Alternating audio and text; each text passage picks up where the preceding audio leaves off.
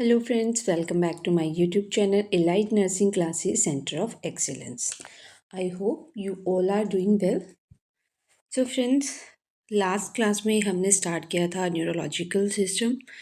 सो neurological system में हम कर रहे हैं question number 713. So our question is, the nurse is assessing the adaptation of a client to change in functional status after a stroke. Which observation indicate to the nurse that the client is adapting more successfully? तो हमारे question में पूछा गया है कि nurse assess कर रही है अडेप्टेशन एबिलिटी को क्लाइंट की, जो किसकी वजह से चेंज हुई थी, ड्यू टू स्ट्रोक की वजह से. राइट. सो स्ट्रोक हुआ था, उसके बाद अडेप्टेशन पर्सन की चेक कर रही है नर्स. सो कौन सी ऑब्जर्वेशन इंडिकेट कर रही है नर्स को कि पर्सन मोर सक्सेसफुली अडेप्ट कर चुका है. राइट. तो अडेप्टेशन को हम कैसे असेस कर सकते हैं, कैसे हम उसको इवेलुएट कर सकते हैं? अगर पर्सन एप्रोप्रिएट लाइफस्टाइल को अडेप्ट करता है. राइट. एप्रोप्रिएट लाइफस्टाइल को उसको बोलेंगे हम कि वो अडेप्ट कर रहा है टू आफ्टर द स्ट्रोक. सो हमारे ऑप्शन है get angry with family if they interrupt uh task. So get angry ये एप्रोप्रिएट बिहेवियर तो नहीं है, but in brain stroke this behaviour is expected, but ये बिहेवियर अप्रोप्रिएट नहीं है. एक्सपेक्टेड है बट अप्रोप्रिएट नहीं है. हमें पूछा गया है कि अडेप्टेशन. राइट. सो अडेप्टेशन, ये अडेप्टेशन शो नहीं कर रहा है. Next is experiences bout of depression and irritability. So ये भी एक्सपेक्टेड है in case of stroke, but इसको हम अडेप्टेशन नहीं बोल सकते. Right. Has difficulty with using modified feeding utensils. So ये भी एक्सपेक्टेड है, बट ये भी, इसमें भी क्या है, इसमें भी पर्सन ये अडेप्टेशन को शो नहीं कर रहा है. कंसिस्टेंटली यूज अडेप्टिव इक्विपमेंट इन ड्रेसिंग सेल्फ. यस, कि पर्सन बार बार यूज़ कर रहा है, अडेप्टिव इक्विपमेंट यूज़ कर रहा है ड्रेसिंग के लिए. तो fourth one is the correct option, कि पर्सन यूज़ कर रहा है, बार बार यूज़ कर रहा है अडेप्टिव इक्विपमेंट अपनी सेल्फ ड्रेसिंग के लिए. Right. So this is the adaptive technique. Right. कि हमें इससे पता चल सकता है कि पर्सन, हम इवेलुएट कर सकते हैं कि पर्सन अडेप्ट कर रहा है to the stroke. So next question is question number 714. The nurse is teaching a client with myasthenia gravis about the prevention of myasthenic and cholinergic crisis. Which client activity suggests that teaching is most effective? तो हमसे question में पूछा गया है कि nurse teach कर रही है क्लाइंट को, उसको क्या है, मिस्थेनिया ग्रेविस के बारे में, कि prevention of myasthenic and cholinergic crisis, कि मिस्थेनिया से एंड कोलिनर्जिक क्राइसिस से कैसे प्रिवेंट कर सकते हैं. Which client activity suggest that teaching is most effective. So patient ऐसी कौन सी एक्टिविटी कर रहा है जिससे आपको लग रहा है कि आपकी टीचिंग इफेक्टिव है. राइट. सो मिस्थेनिया ग्रेविस. सो मिस्थेनिया ग्रेविस क्या है? It is an auto immune disease. Right. ये ऑटो इम्यून डिजीज है. एंड इसमें क्या होता है, इसमें मसल वीकनेस होती है. राइट. इसमें पर्सन को क्या हो गया, मसल स्ट्रेंथ क्या हो जाती है, बहुत वीक हो जाती है. ठीक है. तो मीन्स इसमें मसल वीकनेस होती है. तो इस कंडीशन में हमने पेशेंट को बोलना है कि आप अपनी एनर्जी सेव करो जितनी आप सेव कर सकते हो. राइट. तो इसमें हमने पेशेंट को क्या बोलना है, फर्स्ट थिंग हमारी होगी कि सेव एनर्जी. राइट. कि अपनी एनर्जी सेव करो. राइट. सो एनर्जी सेव करो. सो इसमें क्या होता है कि एसिटाइल कोलिन रिसेप्टर की डेफिशिएंसी होती है, जिसकी वो किसकी वजह से होती है, एसिटाइल कोलिन रिसेप्टर की डेफिशिएंसी किस वजह से होती है, ऑटो इम्यून डिजीज़ की वजह से हो रही है. राइट. सो जिसकी वजह से मसल प्रॉपरली फंक्शन नहीं कर पाती है, जिसकी वजह से मसल वीकनेस होती है। और अगर मसल वीकनेस हो रही है, देन हमने पेशेंट को क्या बोलना है कि अपनी एनर्जी को सेव करो जितनी आप कर सकते हो। और पेशेंट का एक प्रॉपर स्केड्यूल बनाना है कि इसी स्केड्यूल में आपने काम करना है। और इसके लिए हम एक टेस्ट करते हैं, दैट इज़ टेंसिलिन टेस्ट, राइट। सो टेंसिलिन हम टेस्ट करेंगे इसमें। टेंसिलिन टेस्ट टेंसिलिन टेस्ट करते हैं हम इस मिस्थेनिया ग्रेविस के लिए, वो हम यूज़ किया जाता है। सो हमारे ऑप्शन हैं कि कौन सी एक्टिविटी सजेस्ट कर रही है कि उसने आपकी टीचिंग इफ़ेक्टिव है। Taking medication as schedule, eating large eating large well balanced meal, no, large well balanced meal नहीं लेनी है, इससे पर्सन के सिम्टम और ज़्यादा एग्जाबिरेट हो सकते हैं, right. And doing muscle strengthening exercise नहीं, पर्सन को हमने क्या एजुकेट करना है कि आपने एनर्जी सेव करनी है, राइट। तो ये मसल स्ट्रेंथनिंग एक्सरसाइज हेल्पफुल नहीं होगी, इसकी वजह से पर्सन को फटीग हो सकता है, right. And doing all chores early in the day while less fatigue नहीं। तो हमने क्या करना है, पर्सन को रेस्ट के लिए बोलना है जितना पर्सन रेस्ट कर सकता है। सो हमारा करेक्ट ऑप्शन क्या है, टेकिंग मेडिकेशन एज स्केड्यूल।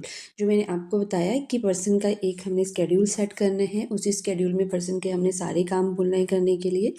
और पर्सन को मेडिकेशन के लिए बोलना है कि जैसे आप मेडिकेशन ले रहे हो करेक्टली आपने वैसे ही मेडिकेशन लेनी है, सो दैट हम ब्लड लेवल को मेंटेन कर सकें, ना वो ज़्यादा हाई हो और ना ही ज़्यादा लो हो, राइट।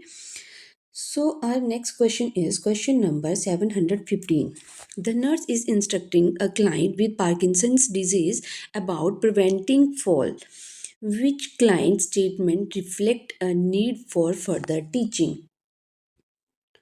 तो क्वेश्चन में हमसे पूछा गया है कि नर्स इंस्ट्रक्ट कर रही है क्लाइंट को रिगार्डिंग पार्किंसन डिजीज़ के बारे में कि कैसे आप फॉल से प्रिवेंट कर सकते हो।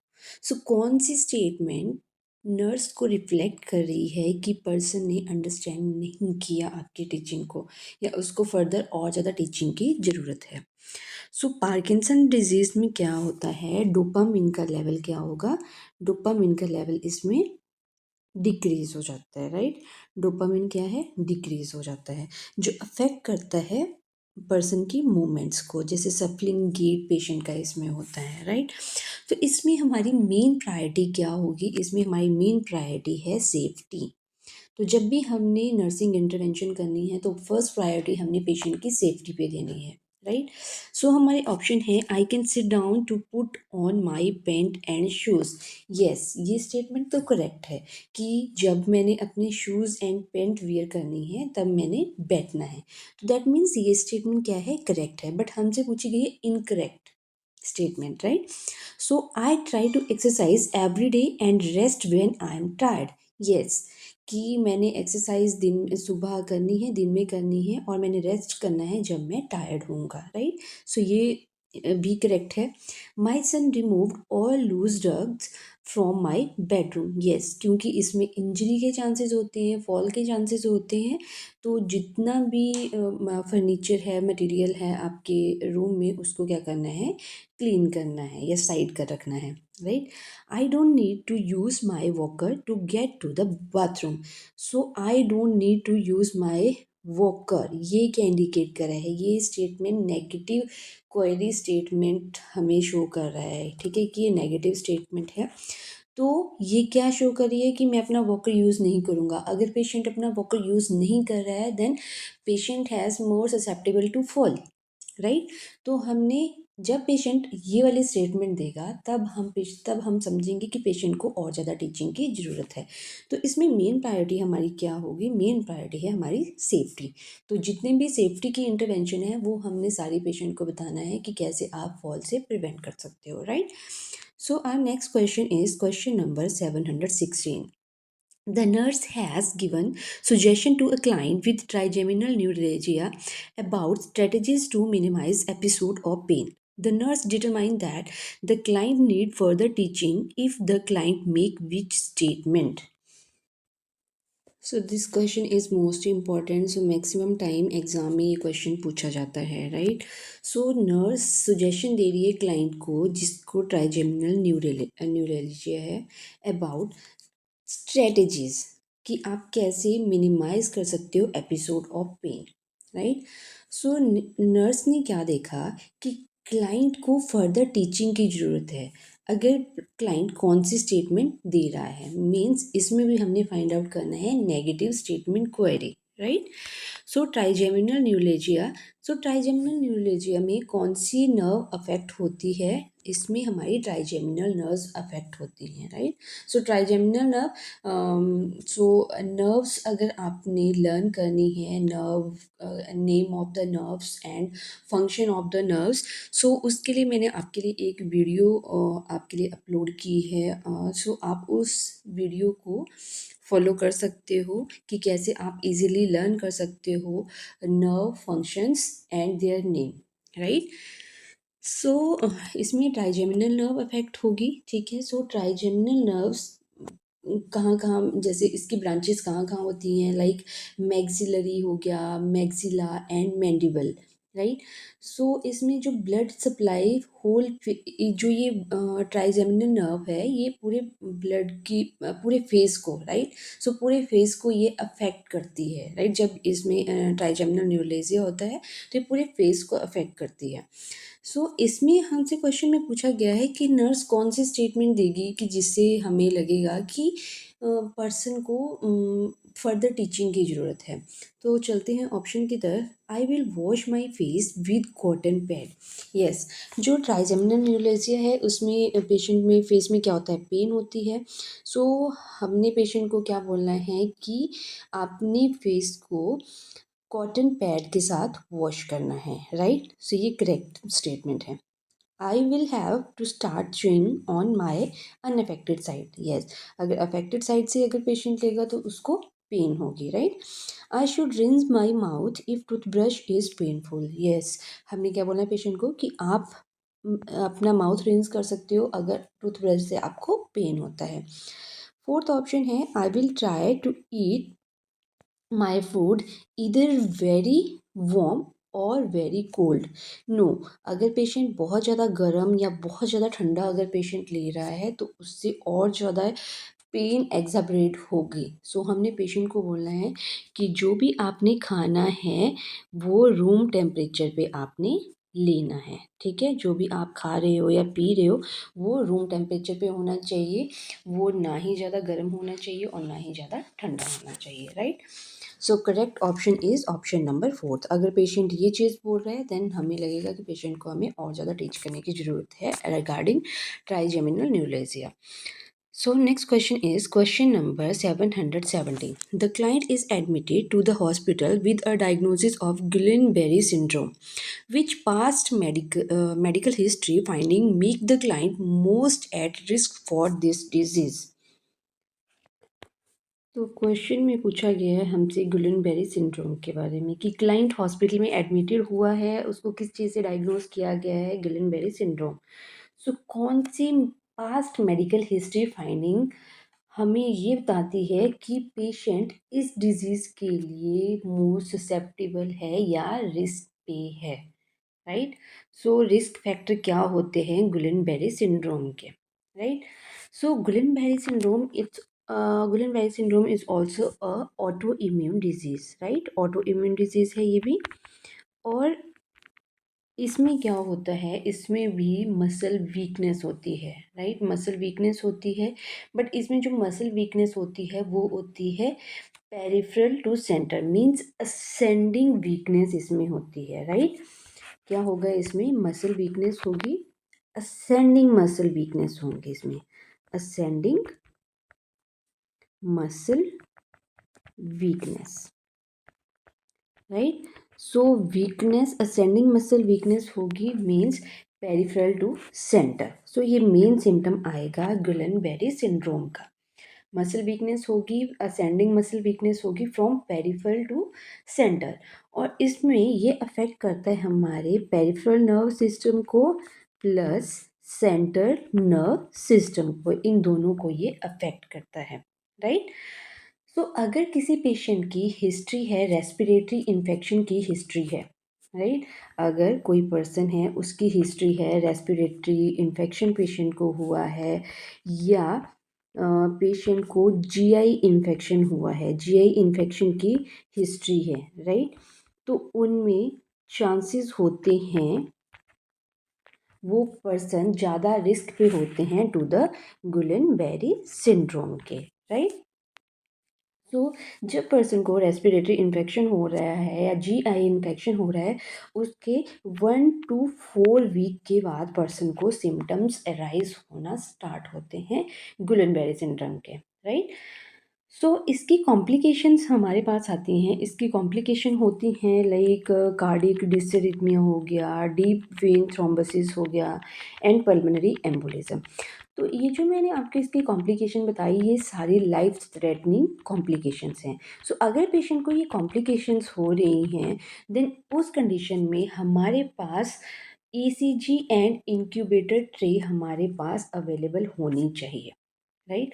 इसकी कॉम्प्लिकेशंस मैंने बता दी। कॉम्प्लिकेशन कौन कौन सी हैं? कार्डियक डिसरिथमिया है, डीप वेन थ्रोम्बोसिस है, एंड पल्मोनरी एम्बोलिज्म है। तो इस चीज़ के लिए हमारे पास इंक्यूबेशन ट्रे होनी चाहिए और ईसीजी मशीन हमारे पास अवेलेबल होनी चाहिए, राइट? हमारे क्वेश्चन में पूछा गया था कि कौन सी अगर पर्सन को कंडीशन हुई है जिससे हमें पता चल सकता है कि पेशेंट रिस्क पे है टू द गुलेनबेरी सिंड्रोम। तो हमारे ऑप्शन है इसमें, first one is the meningitis or encephalitis during last 5 year, no. Seizure or trauma the brain of the last year, no. Back injury or trauma in the spinal cord last 2 year, no. Respiratory and gastrointestinal infection during the previous month, yes.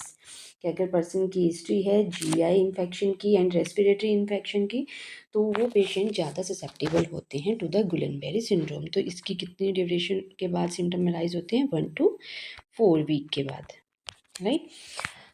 Our correct option is option number 4। Next question है हमारा question number 718। A client with Guillain-Barré syndrome has ascending paralysis and is intubated and receiving mechanical ventilation. Which strategy should the nurse incorporate in the plan of care to help the client cope with this illness? हमारा question है कि client गुलेनबेरी syndrome का client है जिसको ascending paralysis है। Last question में मैंने आपको इसका सिम्टम बताया था कि इसमें असेंडिंग वीकनेस होती है, राइट? असेंडिंग पैरालिसिस है और पर्सन को इंट्यूबेट किया जा रहा है और पर्सन रिसीव कर रहा है मैकेनिकल वेंटिलेशन। कौन सी स्ट्रेटजीज नर्स अपनी केयर प्लान में इंक्लूड करेगी जो पेशेंट को हेल्प करेगी कि वो कोप कर सकता है अपनी इलनेस के लिए, राइट? गुलेनबेरी सिंड्रोम का पेशेंट है और उसको पैरालिसिस है। पैरालिसिस में और पेशेंट एक्सपीरियंस कर रहा है गुलेनबेरी सिंड्रोम से, तो इस कंडीशन में पेशेंट को फियर एंड एंजाइटी होती है। फियर एंड एंजाइटी के लिए हमने इसमें नर्सिंग इंटरवेंशन करनी है कि फियर एंड एंजाइटी से कैसे हम पर्सन को प्रिवेंट कर सकते हैं, राइट? फियर एंड एंजाइटी के लिए हम क्या कर सकते हैं कि पेशेंट को सबसे पहले तो हमने रिलैक्स करवाना होता है और पेशेंट के साथ हमने अच्छे आईपीआर मेंटेन करने होते हैं। ट्रस्टफुल आईपीआर हमने मेंटेन करने होते हैं पेशेंट के साथ। और पेशेंट जो ट्रस्टफुल रिलेशन है वो हम कैसे फॉर्मुलेट कर सकते हैं पेशेंट के साथ, उसको करेक्ट इन्फॉर्मेशन प्रोवाइड करके, राइट? कि उसकी कंडीशन कैसी है, उसके लिए करेक्ट इन्फॉर्मेशन प्रोवाइड करके। और उनको अगर पेशेंट कुछ काम कर रहा है, अगर पर्सन कुछ एक्टिविटीज़ कर रहा है, अगर पेशेंट एक्टिविटी कर रहा है तो उसको पॉजिटिव फीडबैक देके, राइट, कि आपने बहुत अच्छा किया है, तो उससे क्या होगा, पेशेंट और ज़्यादा इंक्रीज होगा, राइट? और पेशेंट को डिस्ट्रैक्ट करना है हमने, सो दैट पेशेंट का माइंड वहाँ से डाइवर्ट हो सके। मीन्स हमने पेशेंट का माइंड डाइवर्ट करना है, राइट? और फैमिली मेम्बर्स को भी हमने इन्वॉल्व करना है पेशेंट की केयर में, राइट? जिससे पेशेंट क्या रहे, काम रहे और पेशेंट की फियर और एंजाइटी रिड्यूस रहे, right?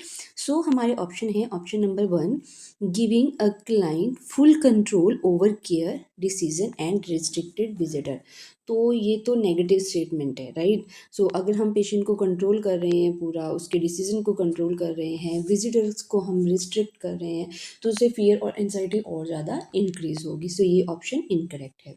Second one is providing positive feedback and encourage active range of motion. Positive feedback तो हम पेशेंट को प्रोवाइड करेंगे, and active range of motion. Patient Guillain Barre syndrome का पेशेंट है, उसको पैरालिसिस है।